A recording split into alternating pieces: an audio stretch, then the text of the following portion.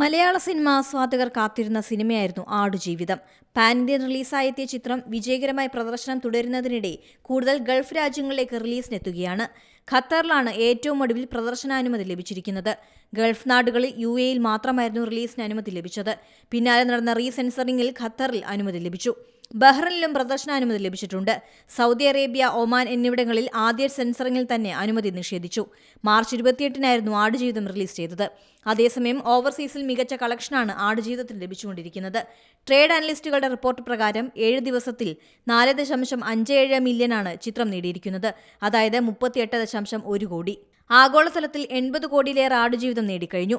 കേരളത്തിൽ 30 കോടിയിലേറെ നേടിയെന്നാണ് കണക്ക്. ഈ ആഴ്ച പൂർത്തിയാകുമ്പോഴേക്കും ചിത്രം 100 കോടി എത്തുമെന്നാണ് വിലയിരുത്തലുകൾ. ഏറ്റവും വേഗത്തിൽ 100 കോടി തൊട്ട മലയാള സിനിമ എന്ന ഖ്യാതിയും ആടുജീവിതത്തിന് സ്വന്തമായേക്കും. റിലീസ് ചെയ്ത് 4 ദിവസത്തിനുള്ളിൽ ഏറ്റവും വേഗം 50 കോടി ക്ലബിൽ കയറിയ സിനിമ എന്ന നേട്ടം പൃഥ്വിരാജ് സിനിമ സ്വന്തമാക്കിയിരുന്നു. അറബ്, ഹോളിവുഡ് താരങ്ങളും ചിത്രത്തിൽ അഭിനയിച്ചിട്ടുണ്ട്. News desk Zee Malayalam news.